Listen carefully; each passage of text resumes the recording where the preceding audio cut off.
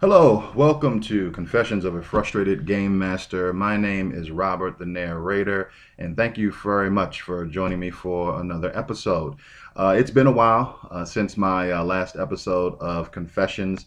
I've been really busy. Life gets in the way sometimes. As a matter of fact, that's kind of what some of this vlog is all about. When life gets in the way of your gaming or you're having fun and time is not your own. So I want to apologize for the delay between episodes, but hopefully you'll enjoy this episode. And again, thank you very much for joining me again.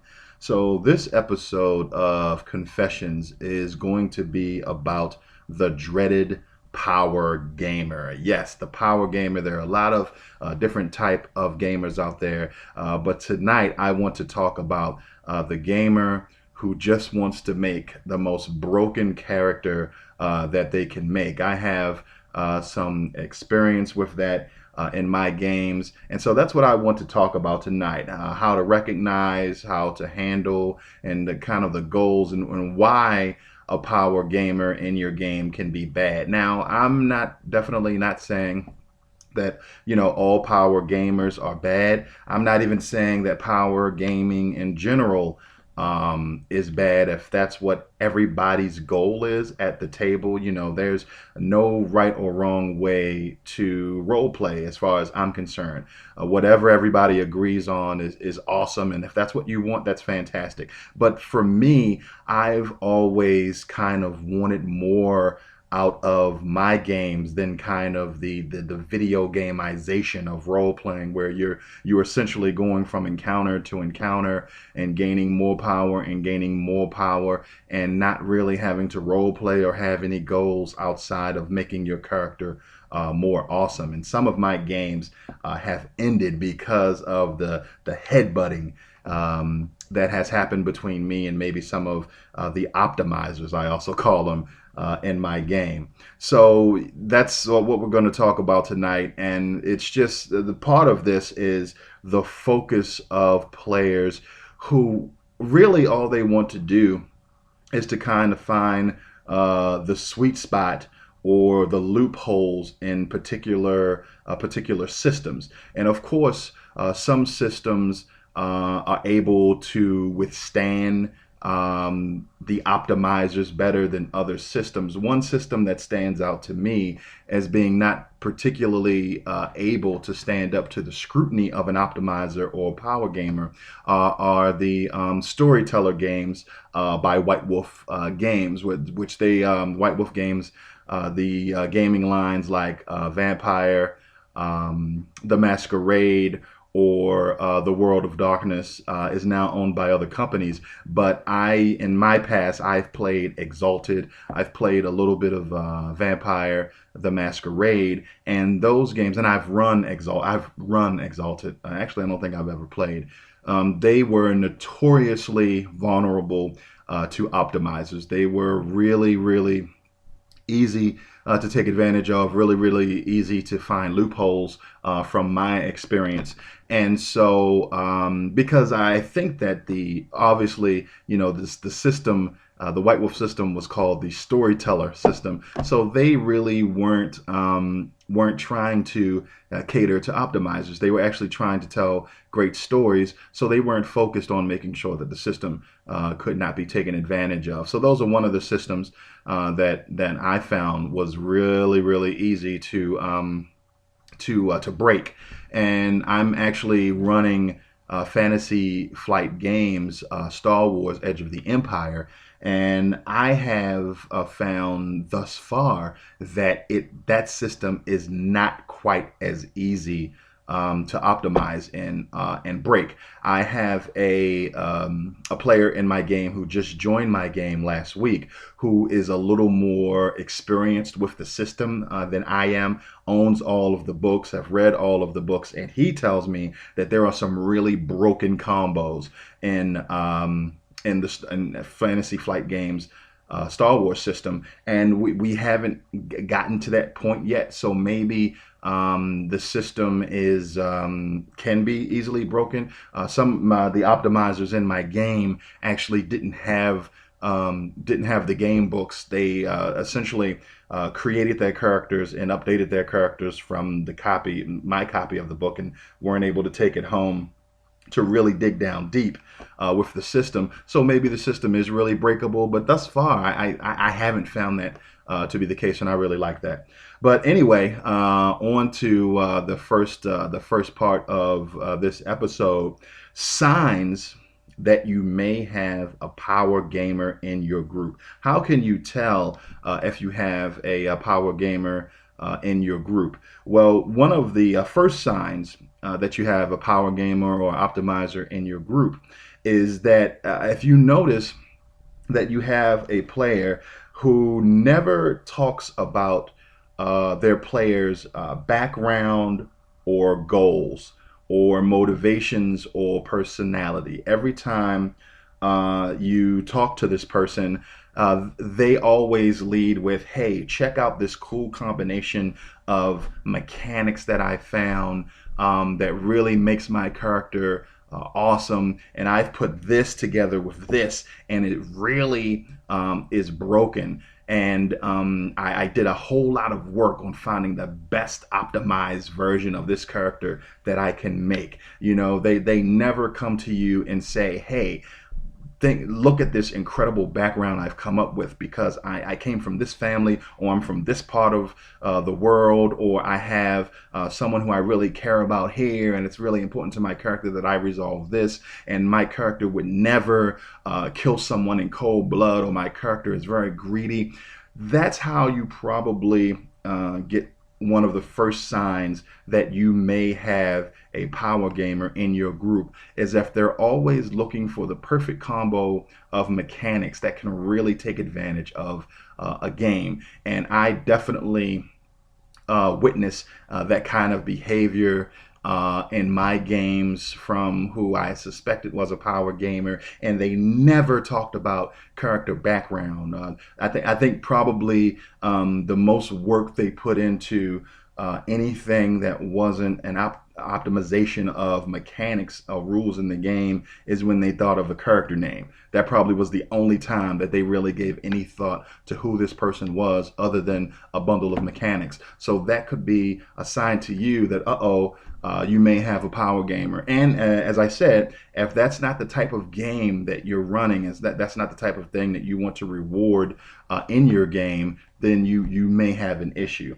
So the next way, the next sign that you may have a power gamer in your game is if you have someone who gets angry or is always questioning when their character is defeated in combat, or when something bad happens in their combat, in the game, to their character.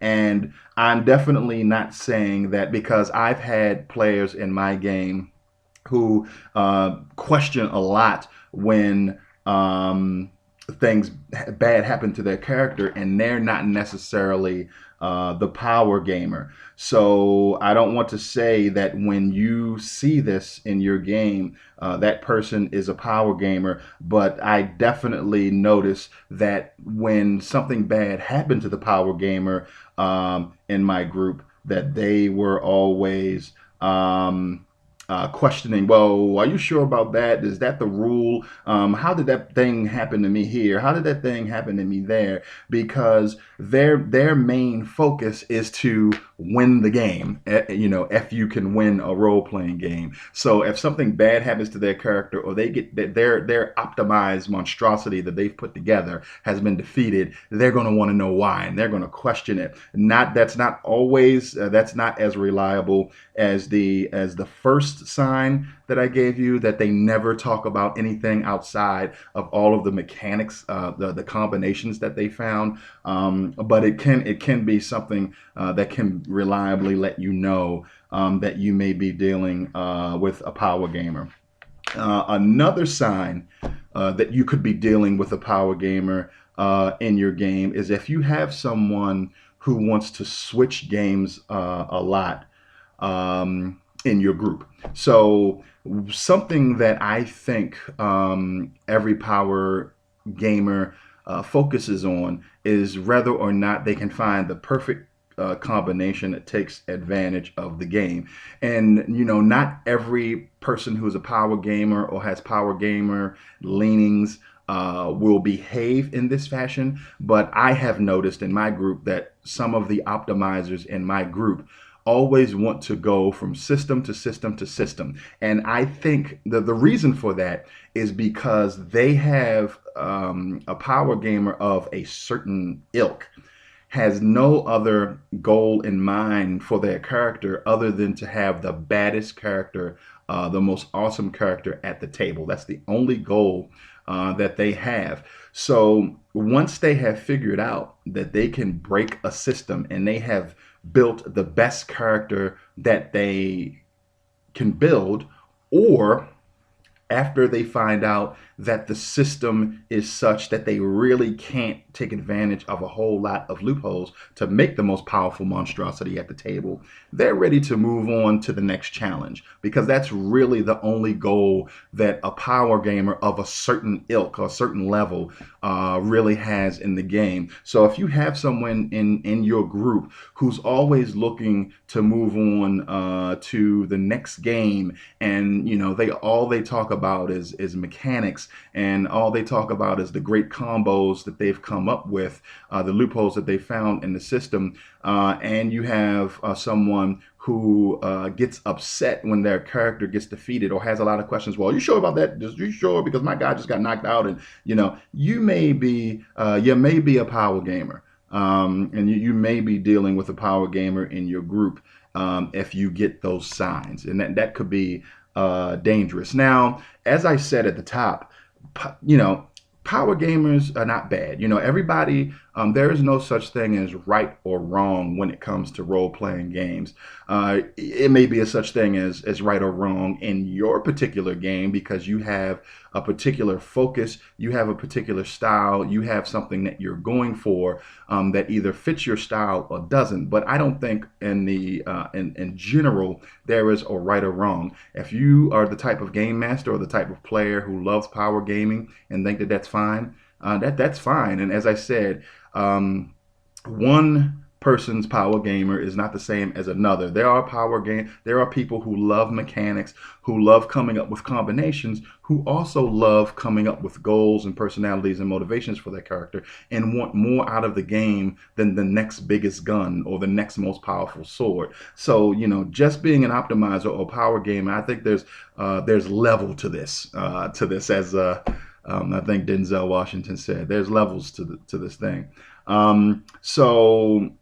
But we're talking about kind of that extreme power gamer who all they want to do is optimize. All they want to do is see if they can win at role playing. I think that they could be bad for games where there are goals outside of that other players or the game master want to achieve. And some of the reasons why the extreme example of power gamers can be bad, one of them is that their characters are cookie cutter and uninteresting. Now, as a game master myself, as I said, I love storytelling, I love background, I love motivation and personality, and I love mechanics. So I'm almost 50-50. I always say that I love role-playing games. If you take the role-playing out, I'm not really happy, going from encounter to encounter to encounter, killing, and collecting treasure. I like the game aspect. I do like mechanics. I like to have more to do from turn to turn than rolling to hit and damage. I like to have options. So I like both. If you remove either one, I'm really not happy. But players who are optimizing power gamers who really don't care about character background and role playing really make uninteresting characters. And why that can be hard is because I find myself as a game master, I heavily rely on the type of characters my players make to tell me what type of adventures they want to play. So if I have a character who doesn't have any background, doesn't have any personality, doesn't have any beliefs, all they want to do is make the next best tactical option with no restrictions based on their personality, that really doesn't give me anything. Um, because every player, I think, initially wants their characters to improve and to go to the next level of achievement, or to their characters to be rewarded. So your characters being better is something that, if your character sticks around, will naturally happen. So a power gamer who just, like as I said, wants to get the next biggest gun or the next biggest sword, that's automatically going to happen because, in most role playing games, your characters gain power and get better. And get the next big gun naturally. So that's already going to happen. So the question is, what else is your character bringing to the game? How can you help the game master tell the type of stories that will keep you interested in the game and keep the game going for a nice long time, where I could craft stories that focus on individual characters so that everyone gets a little bit of chance to shine. With the power gamer, it's hard to do that because the power gamer doesn't care about anything other than getting the next big sword. All they want to do is make the next best tactical option with no restrictions on personalities or what they believe. So I think that's why they can be bad for the type of GMs who actually want a little help knowing what the players are expecting, what they want, what will make the players stay interested in the game. That's why they can be bad for those type of games. Um, and the other reason why I have found in my experience that optimizers or power gamers are not great for games is because things that could challenge the optimizer would normally wipe out the other players in the game. And this has been a constant issue that I have had because if you have a mixture of optimizers and non-optimizers in your game, there will definitely be a difference in power level. And I've run into that issue where I have a player who's come up with this sick combo, finding loopholes in the game, which makes their character, even though they're at the same level, has the same amount of experience points as the non-optimized characters in the game. It makes it really hard to challenge those optimized characters. And if you bring something into the game that can challenge the optimized characters, the non-optimized characters are just smacked to the side, and it's a very non-fun experience. So that's another way how the power gamer can make your game unfun, or they could be bad for your game because they unbalance the challenges that the characters can face, even at the same level. I've seen that happen in Mutants and Masterminds. Well, this is the DC Adventures role playing game right here, but it's based on Mutants and Masterminds third edition. I've seen that in this. I've seen it in Earth Dawn, one of my favorite top 10 games of all time, where instead of advancing in levels, characters went broad and they could really outshine people that are at the same level. So that's really bad. It really makes it hard for the game master to challenge everyone equally. And the last way that power gamers can be bad for your game is because they can be disruptive when they lose. Because as I mentioned before, their only goal is to win the game. Almost, I would say 100% of the time, when I've had power gamers at my table, is when their character gets knocked out of the combat, they have an issue, or you're doing something wrong, or you're not playing the game right, or how did that person get there, or they're arguing, well, no, I didn't say, I said I was behind, I was here and not there. And they're questioning and they're slowing the game down because their beautiful creation has been defeated, and that really is their only goal, is to not be defeated, to see if they can beat the game. So if you've defeated them, they really don't like that. And I've had power gamers in my games who have never made a second character if their character ever died, because of the other thing is, is that the Power Gamer will make the best. They've gone through the entire system and made the most broken character that they can make. So if they ever get into a situation where they have to make a second character, they've lost all interest in the game because they know that they have made the most broken character that they could. So why continue to play the game? That goes back to the idea that power gamers like to move from game to game to game to game because their initial goal, I want to make the baddest dude on the planet, and hey, if this character dies, then there's nothing else that can match it because I spent all my time optimizing this guy, so anything else is just not going to match up. So that could be really bad for your game, slowing your game down with argument and maybe hurting feelings, and disrupting the game. Power gamers can be bad for your game. So after you've identified the power gamer, and then you know what kind of ways that they could harm your game, how can you handle them so this doesn't happen? So I'm going to give you some tips and tricks on how to handle the power gamer if that's not really the type of game that you're running or want to play. So the first thing, and this is something that I've never liked to do in the past, is you have to say no to broken abilities and combinations of abilities. Now, me being the type of GM, I want my players to be happy in my game, and I've always said one of the things that I've always believed is that every day I play a game where I'm not particularly, anyone special. I don't have any superpowers, and I don't want to get into a fight because one punch could be the end of me. And that game is called real life, you know. So when I sit down to role play, I want to be someone important. I want to have superpowers. I want to be able to get into a fight and have a great chance of winning and not have to fear being demolished in one punch.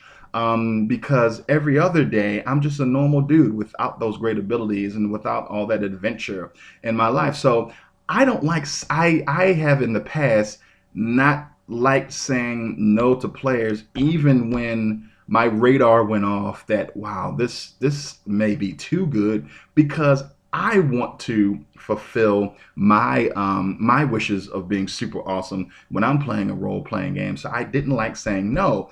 And what I found out is that, as I said, one of the reasons why power gamers or optimizers could be bad for your game is I had an inkling that the combination that they came up with, though legal and appropriate for the level and made by the rules, could be disruptive to the game and could make me have to put that person up against challenges that will wipe everybody else out. That's why I've come to the conclusion that, yeah, I have to say no when that happens.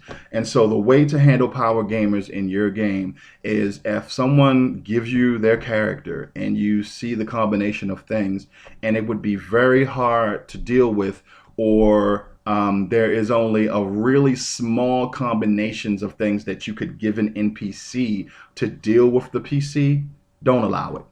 You just can't allow it, and you don't want to hurt the person's feelings, and you want to explain to them, hey, the reason why X, Y, and Z I'm not allowing you to do it is because it's a super small, category of NPCs who could deal with you.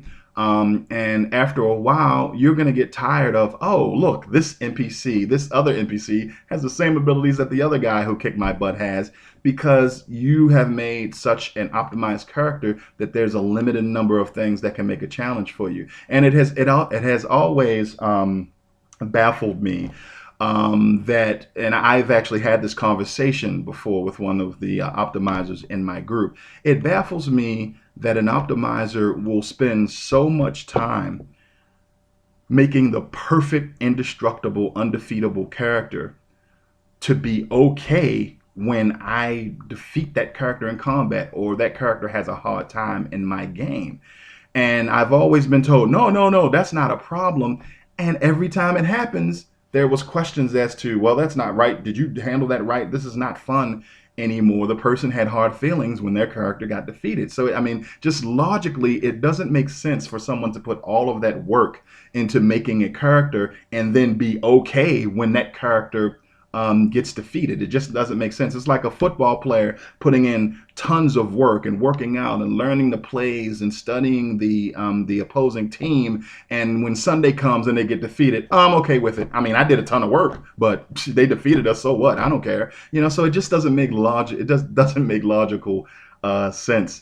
So unfortunately, for the benefit of your game and your other players, one way to make sure that a power gamer who has no other goals other than to win the game doesn't spoil your game. When you see combinations of abilities and mechanics that seem like they would be hard to deal with or would take a very unique NPC to deal with, say no and explain that the reason you're doing it is for balance reasons. So the next trick or tip that you could use to handle power gamers or optimizers in your game is to play systems that can't be power gamed. Now, this one is pretty tricky because number one, you have to be super knowledgeable about the game that you're running, and sometimes until you sit down and play a game, excuse me, you really don't know what kind of problems that you can run into and what combinations could be really bad. Sometimes, like when I was running DC Adventures or Mutants and Masterminds, one of my players came up with a combination that I knew would be a problem right off the bat, even though we hadn't started playing and I hadn't been running third edition Mutant and Masterminds for a while. But sometimes it takes time for you to figure out that a combination is broken or that a system is can easily be looped hold into unfun zone. So the thing that you should do is, if you're looking for a game where you want to have players who have goals and personalities, and you don't want your game unbalanced between the optimizers or power gamers and the folks who don't really have any interest in just crunching out the most powerful character ever. Find a system that you know can't be power gamed. Like I've played a little bit of Fate, and Fate is I believe, from what I've seen, a very difficult system to power game. So if you're looking to make sure you want to be power gamer safe, play something like a rules light system like Fate, or maybe even Savage Worlds. I've heard some things about Magic and Savage Worlds that make me think that it's unbalanced. But look for a system, if you have any experience, or talk to some friends, and that will keep down the power gamer or optimizer disruption in your game. Is if you start with a system that can't be power gamed. And of course, you just have to be vigilant and let your players know that, hey, if I see some combos that are unbalancing the game, don't be afraid to say that we may have to revisit your build and you may have to make some changes to your characters. And another way that you can deal with power gamers in your game is to force all players to have goals which don't include getting the next big gun or more money or more power. Something that's real life goals that go beyond their character advancing in power, because that's naturally going to happen. Something that I notice with the power gamers in my game, when I ask them, so what would you like to see in the game? What kind of goals do you have for the game? They never have a substantive answer other than, I want to be more awesomer. So that is a problem. And if you don't want the trouble of having a power gamer who's just going to want to move on to the next challenge of beating another system, force your players to have real goals outside of advancing. And if the power gamer is not interested in that and that turns them off, they may step away from the game and may save you the trouble of having to force them to rebuild their character so they're not as crunchy, and they just may save you the trouble of having to deal with them if you force them to have goals that will allow you to introduce stories that will make their character the focal point and help you know what type of adventures that the players at the table want if you force them to have some realistic goals that fall outside of advancement. Another way of dealing with power gamers is something that you should be doing anyway as a game master, and all good game masters do, is make the style of game you are running very clear to your players. Now, this is something that is GMing 101. Everyone, when you want to run a game, everyone is going to want to know what type of game you're running. So even before you get into character creation, telling your players what style of game that you're playing will let them know exactly what you want.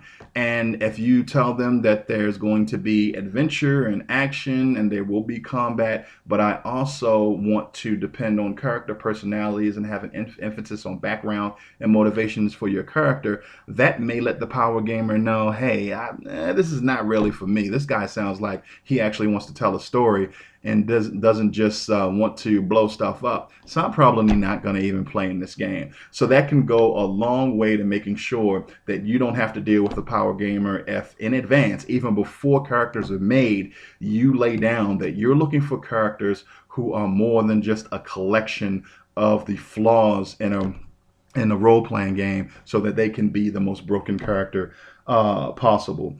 And I think the last tip that I can give you for how to handle power gamers is to make an emphasis on the fact that rewards, XP or experience points rewards in your game is going to be based on more than just combat.